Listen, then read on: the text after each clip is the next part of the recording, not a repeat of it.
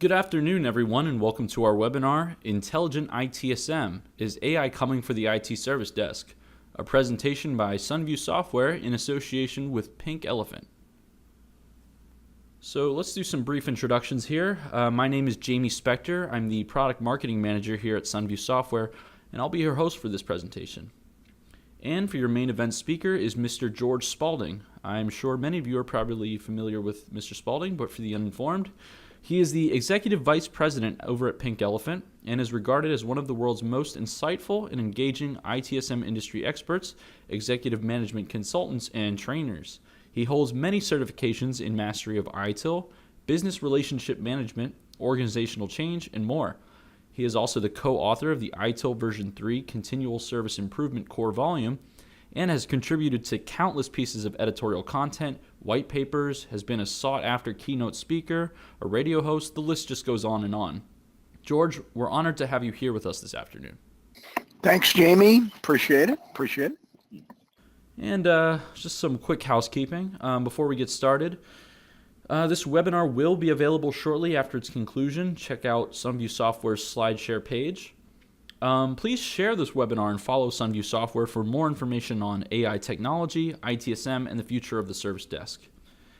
And at the end here, we'll have some time for questions, and if you'd like to add anything, feel free to send additional questions or comments to our SunView marketing email address. That's if we don't have time for your question at the end. So that's marketing@sunviewsoftware.com. We promise that we'll get back as soon as possible here. Okay, here's the quick agenda. Coming up is Mr. Spalding's presentation, followed by a summary and a recap. And then afterwards, I'm just going to take you through some quick use cases of the ChangeGear Service Smart Technology platform, followed by a quick product spotlight. And then finally, we will conclude with a brief Q&A session with myself and Mr. Spalding. So our goal today is to evaluate the state of AI in the enterprise, its relationship to ITSM, and how smart automation will ultimately impact the service desk. And on one final note here, we are offering some supplemental material that I encourage you to check out. It's an ebook that takes a look at some of the features and functionality of the ChangeGear Service Smart Technology platform, and you can check that out by visiting us at sunviewsoftware.com. And without further ado, I'm going to toss it over to Mr. Spalding for his presentation, Intelligent ITSM, Is AI Coming for the IT Service Desk?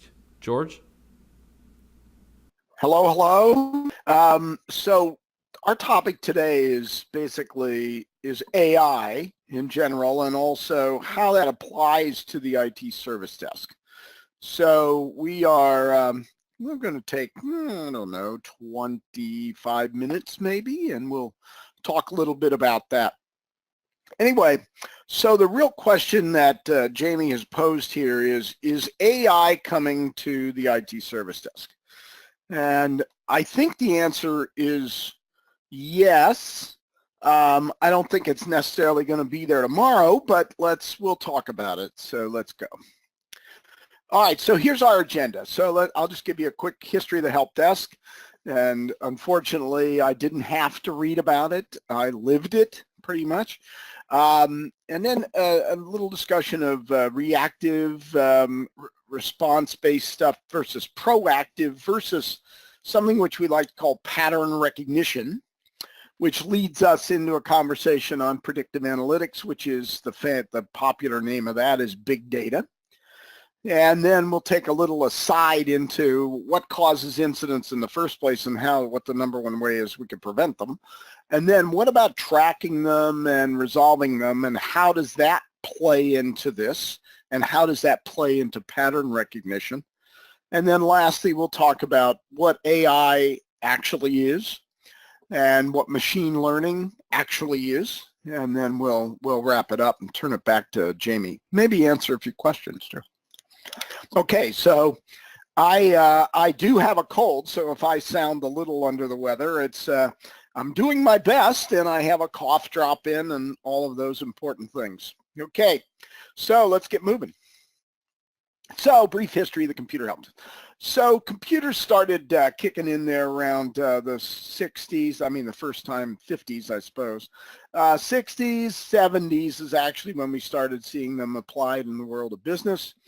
And we discovered very quickly that the people who worked on computers were probably the only ones who were there to answer questions. Well, this was pretty highly paid programmers became the source of what we now know as computer support.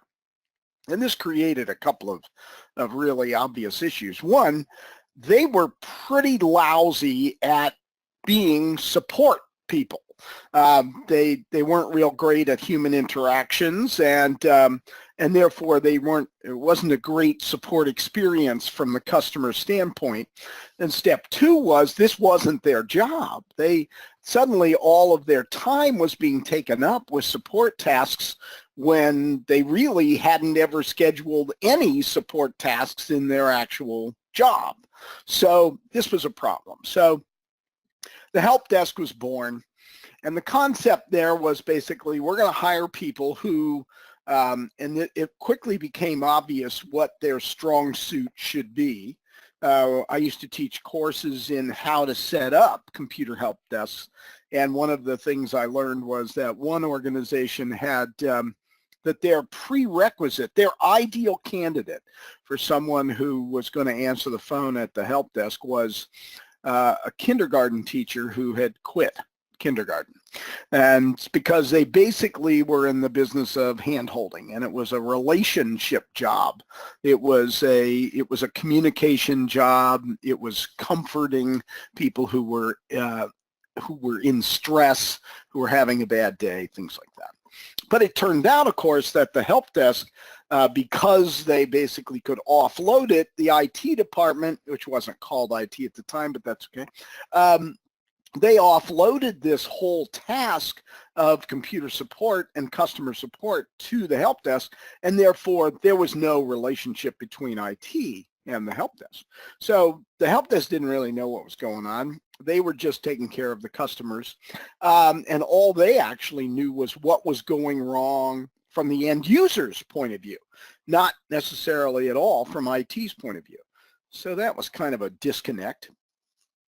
And for the most part, help desk, which became a term service desk, and I'll try and explain that briefly, was a reactive conversation. In other words, they were sitting there, if you will, waiting for the phone to ring and waiting for someone to contact them with some sort of issue, so that at which time they would react.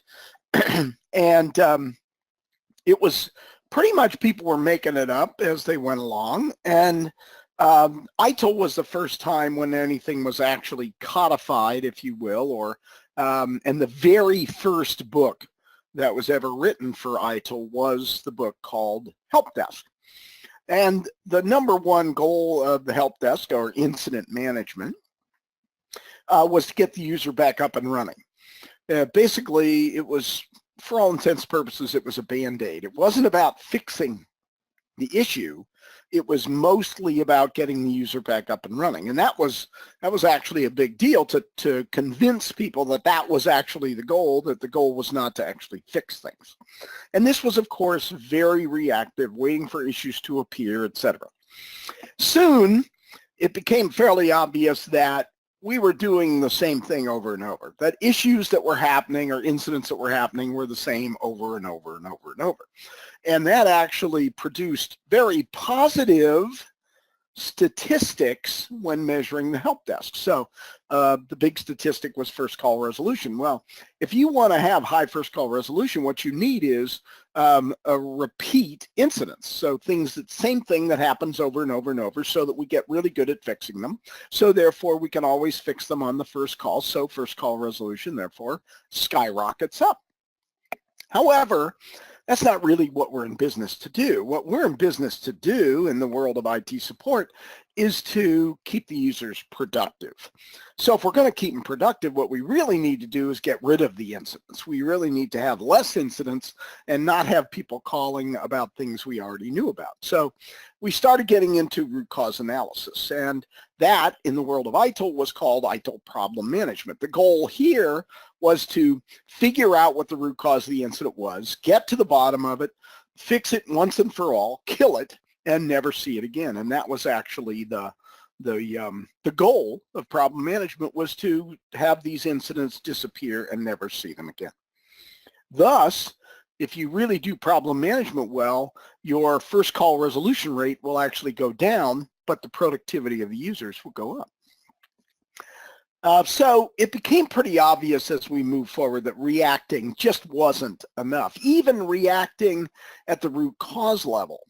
So in other words, let me give you an example. So we need to head this off in a more proactive manner. So let's say we're doing problem management, and we've got a bunch of incidents, so we'll say 12 incidents from different people, and we discover through kind of a rudimentary pattern recognition that those 12 people all have the same laptop, same brand, Lenovo, same model. I don't know what the numbers are, 1256, I'm making that up. So anyway, they all have that, and we discover that the way to fix this issue that they're having is to flash the BIOS. Oh, perfect. So we flash the BIOS on those 12 machines. Everybody's up and running. Life is good. Unfortunately, our organization owns another 1,750 of the exact same laptop with the old BIOS level. So the question now is, do we wait and react to individuals who might have this problem that we already know about, this incident suddenly appears?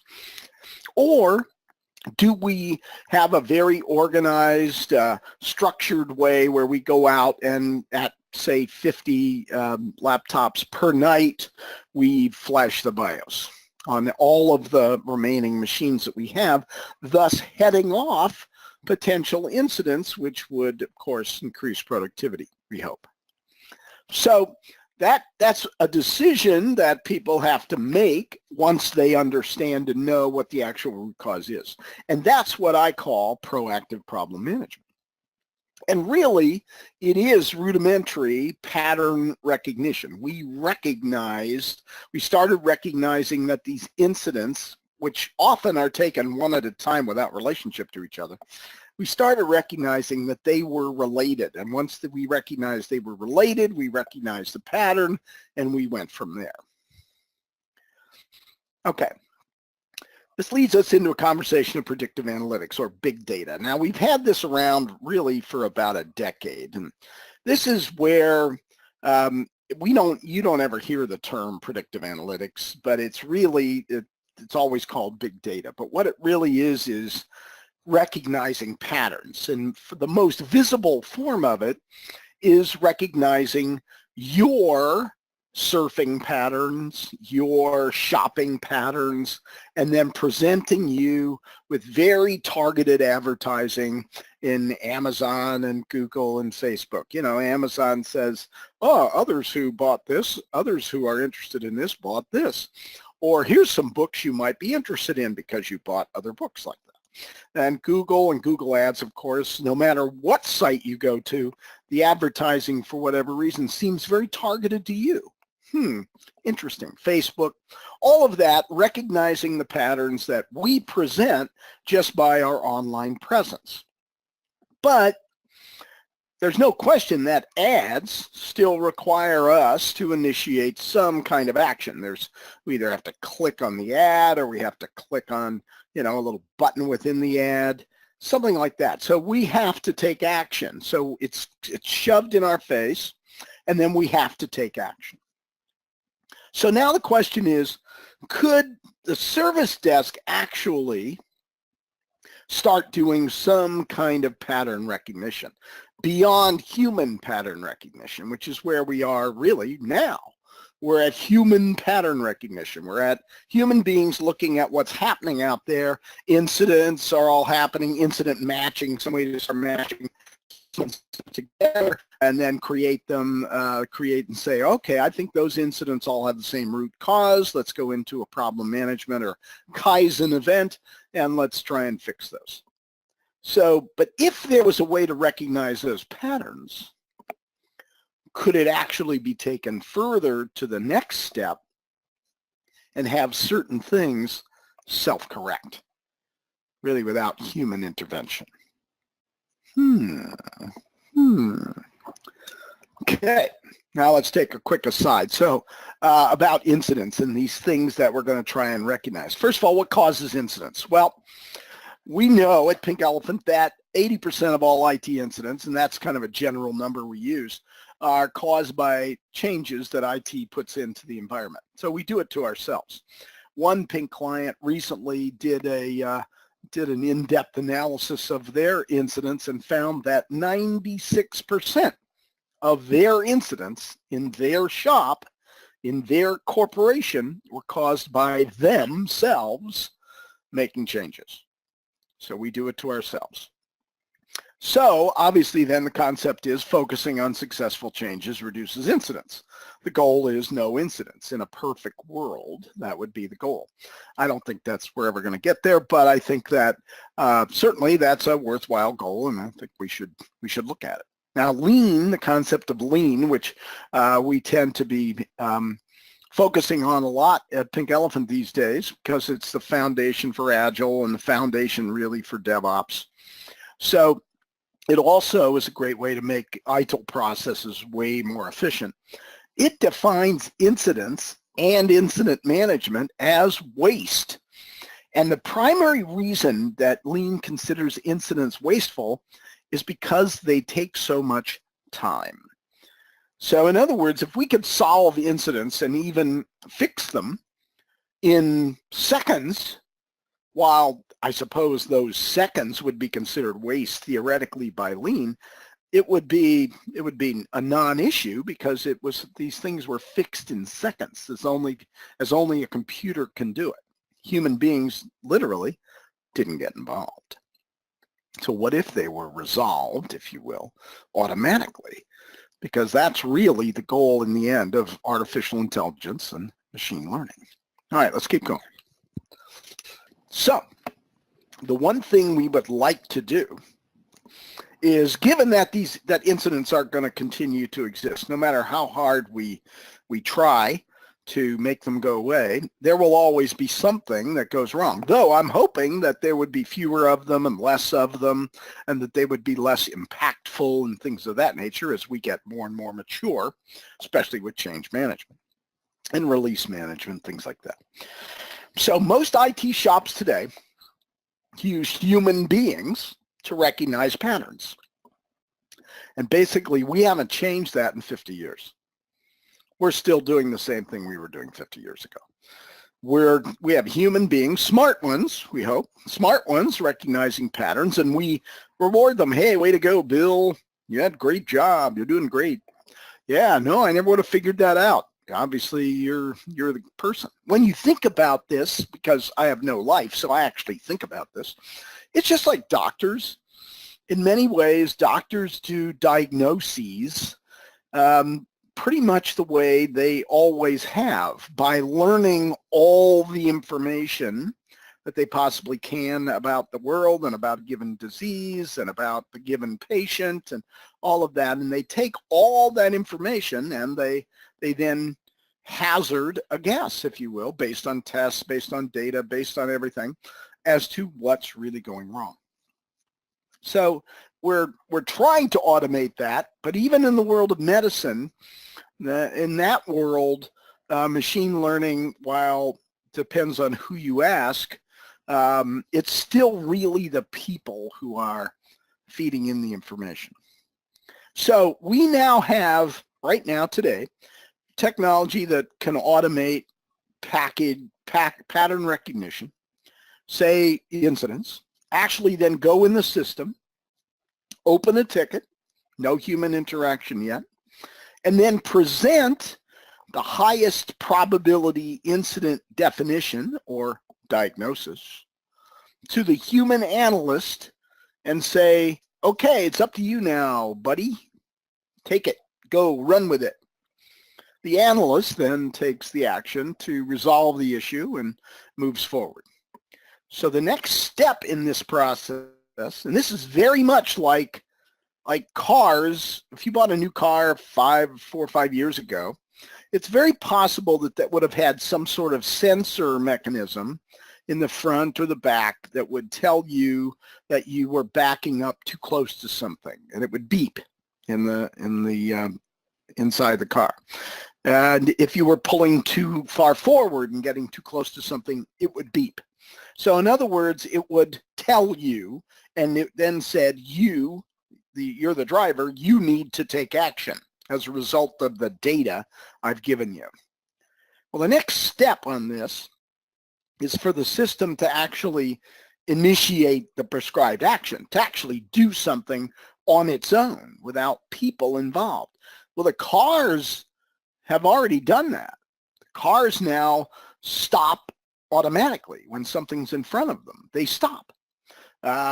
They warn you of certain things, and they will then stop. They will steer actually back into the lane, not just inform you you're going out of the lane, but actually slowly steer you back into the lane safely. They will park by themselves because that's especially hard for human beings. So they'll do all that, and of course in the future, not too far away, a few years, we're going to have self-driving cars. They're going to be legal, they're going to be on the road, and they're probably going to reduce the number of accidents that we have today. So the next step now is for an actual system to take the action, and then even update the service management system after that so that we have some sort of record of it all. So let's talk about this concept of artificial intelligence and machine learning. So first things first, I've done a lot of research on this. True machine learning is really still in its infancy. So the truth is that in true machine learning neural networks, this is kind of hard to say, but it's even harder to believe. The creators of the machine learning neural network, the thing we're talking about, don't know how it works. They know what they created.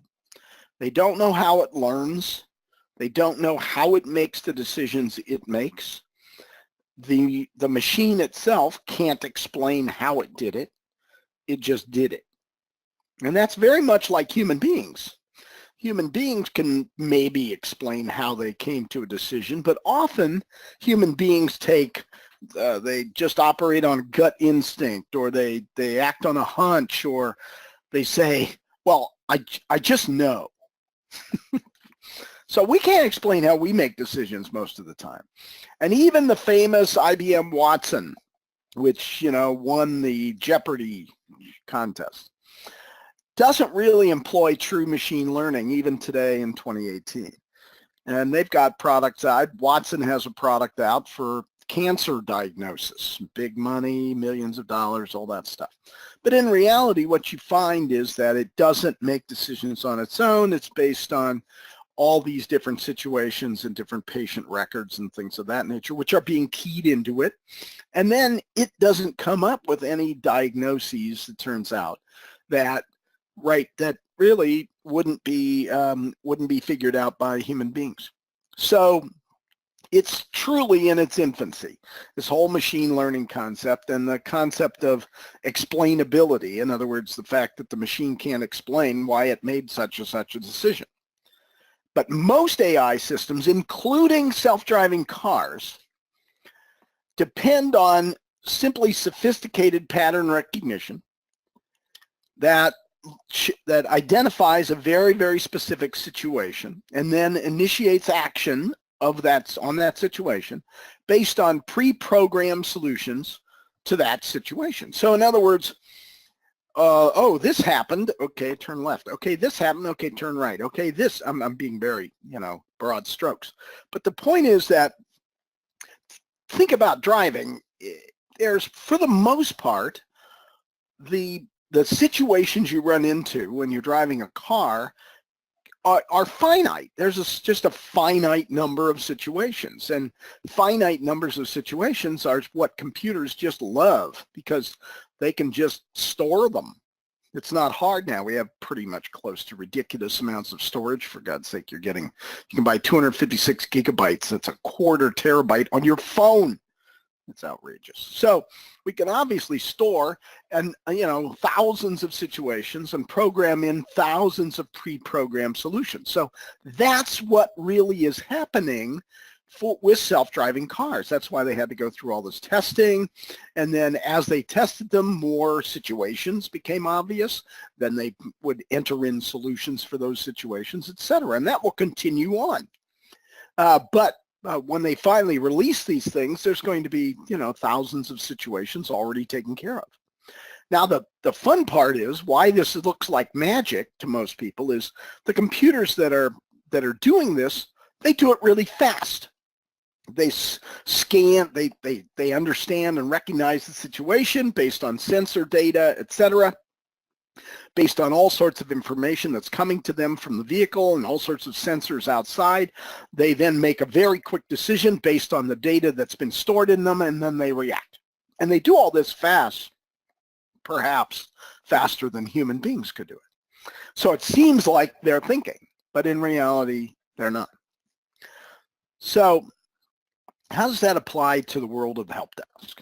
Well, in the world of IT and the world of customer support, I believe the same thing is true. I believe that there are finite numbers of things that can happen.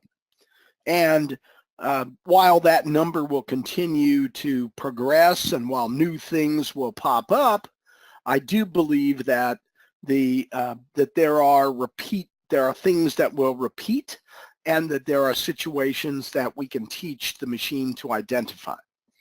And we can then take the next step. We can go beyond the beeping in the off the dashboard of the car and actually get our systems to take actual action on their own. That would be the next step. So the first step would be recognize the pattern and present a diagnosis to an analyst, letting the analyst move forward. The next step, I don't think we're quite there yet, but it's not too far off, will be for the system to recognize the pattern, understand what that means, and it's been approved for automatic correction, then automatically initiate the action, which will actually fix the incident X% of the time, hopefully growing over time from probably 50% at the start, 60, 70, and eventually get very quickly, I believe, to 90, 95% of the incidents of the patterns that it recognizes being fixed, we'll say 95% of the time by automated means. And it'll be tracked and it will be entered in the system automatically.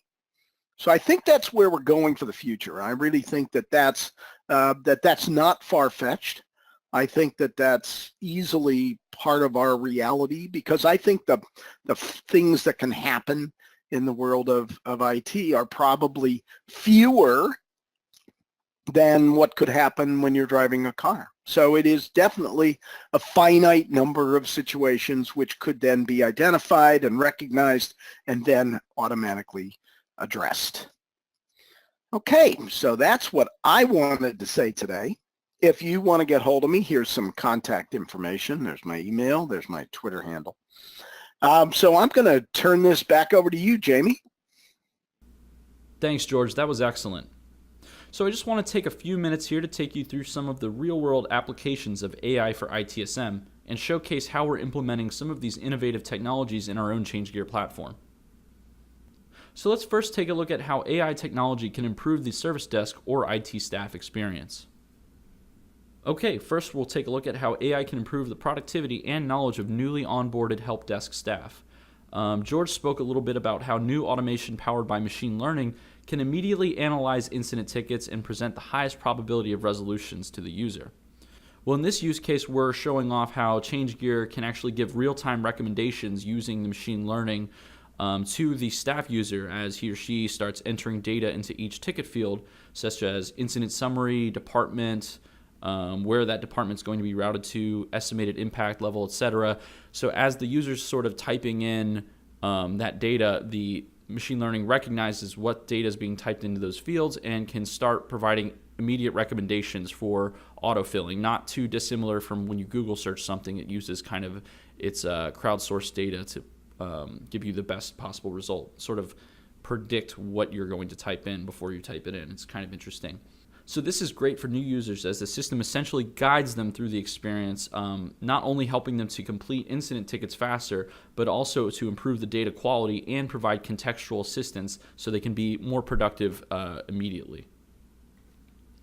On that same token, ChangeGear also provides contextual in-ticket recommendations from the knowledge base and ticket history so staff can quickly find the answers they need and resolve tickets without having to comb through various data sources.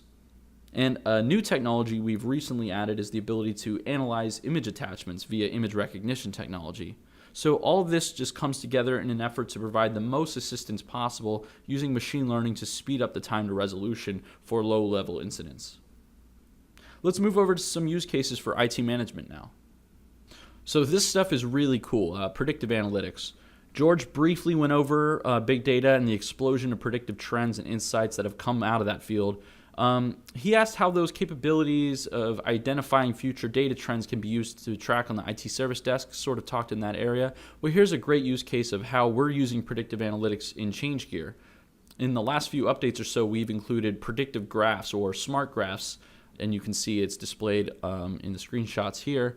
By analyzing the organization's ticket history, we're actually able to get insights into trends that may impact service desk pertinent items such as SLA violation, staff workload, ticket close rate, etc. There's plenty more on the way.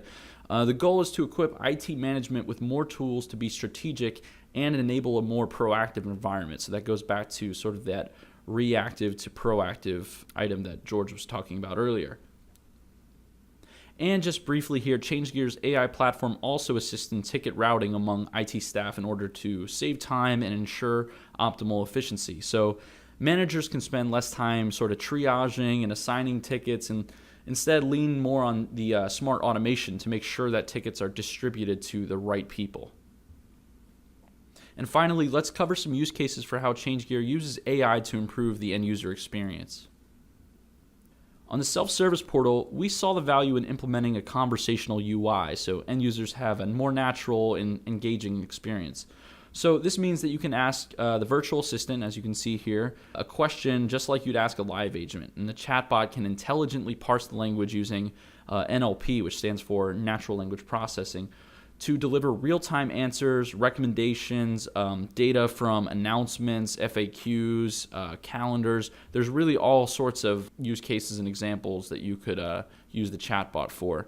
Really anything that's pertinent to the question asked by the user. So, and what's really cool about this is over time the system gets smarter, more refined as the data is fed to the system due to the deep neural network it's tapping into. So that means the more you use it, the more your end users are using it, the smarter the system gets. So it truly is a self-learning smart platform.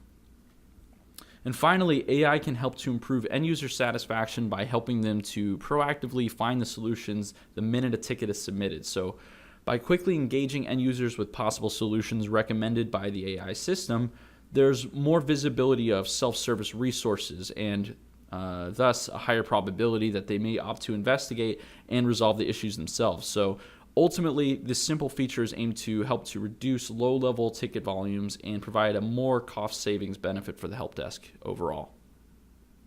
So all of these features and applications are all real-world examples of how we've developed the AI framework for ChangeGear, which is our flagship ITSM platform.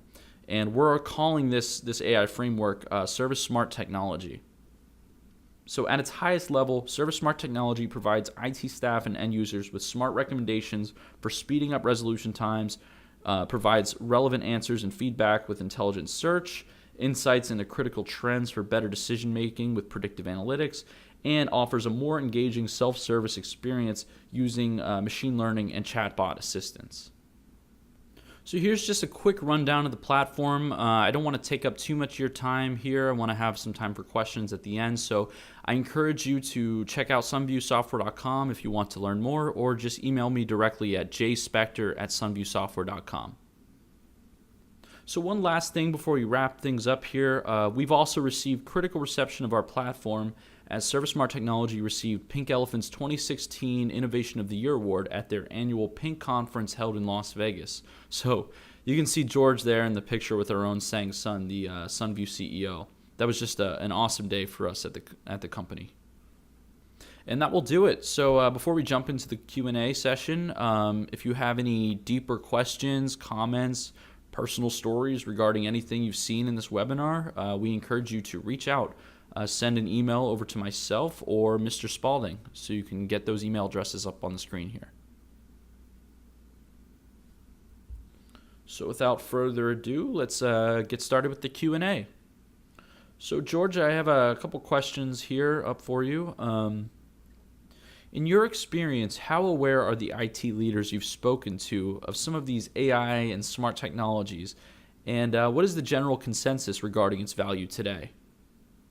Good question, Jamie. I think that everybody's heard of it. Everybody has kind of read an article or two. I think they all believe that it's kind of science fiction. That it doesn't necessarily totally apply to them. It's out there somewhere in the future, and I guess when somebody presents it, maybe in a product form, I'll evaluate it, because it's really it's at the moment it's kind of science, right? It's just kind of science, which is fascinating, especially for geeks and technical types to read about, but it's not necessarily something which is actually going to, at least the perception is, it's not something that's actually going to save me money or get things done faster today. It's an interesting concept. I don't think they see that its viability as something they would buy today, because nobody's presenting it to them. Nobody's saying, hey, do this. Hey, look at this. You could do that. And then what was that second part? The value. I think that they have to see real operational value to this, because that's really we're not talking about AI or machine learning for strategic decision support. That's not what we're talking about. We're talking about using AI to actually make our operations more efficient. So to actually generate some positive operational elements. That's what we're talking about using AI for around the service desk.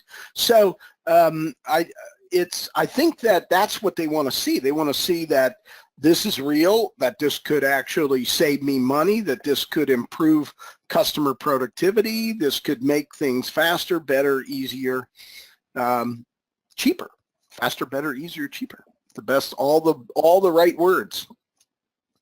Awesome, and I think that will sort of dovetail into the next question I have for you. How do you see the help desk transforming in light of these new AI-powered innovations? Well, if we can pull off what I was talking about conceptually, where we're going to recognize patterns and where we're actually going to be able to help the system recognize patterns, because I can see a day where you don't recognize a pattern. We want you to recognize it, so I could see the configuration, how various software systems have configuration elements. I could see us actually helping it along to recognize patterns in the configuration part of it, and then actually have it take action and fix things. This is not rocket science. I know some telecom companies that have been doing this for decades, where they basically, that's not that sophisticated, but basically the circuit would go down, and without ever asking anybody, they would basically restart all of the elements of that circuit. They'd restart the routers, they'd restart this, they'd restart that, all without any human intervention. That was just the first move that they would play in terms of getting that circuit back up, because they were mostly interested in the circuit being up. And there was still data captured and things like that. So it's not crazy. And we've talked, I think, over the years about self-healing and self-healing software and those kinds of things. And that's really what this is about. It tends to be, I recognize a pattern, I see it, I heal it, I fix it, whatever that means. And of course, as we all know, your phone gets new applications or new updates every day. Your standard software that you use seems to be getting updates roughly once a month. Productivity software on the PC, things like that. So these patterns can change over time. But I think that that will this be adopted? If someone can prove it and someone can prove it successfully, I think that this is the better mousetrap, that people will beat a path to your door. Great. I think I'll take the next one here. How do you plan on supporting your ServiceSmart technology platform going forward? That's a great question. So we launched ServiceSmart technology late in the fall of 2016, and really all through 2017 since we've launched, we've just made numerous upgrades. We've refined functionality, improved the experience based on our end user feedback, and just the team's worked so hard just adding so many great new features like sentiment tracking, those predictive graphs, image recognition, just so much cool stuff. The engineers are already hard at work just working on the next iteration of the platform as we speak. So I think you can expect tons of new upgrades throughout 2018 and beyond. Okay, and with that, it looks like we're going to wrap things up. If you have any further comments or questions, just go ahead and email myself or Mr. Spalding. And I just want to thank everyone for attending the webinar today, and we wish you a great afternoon.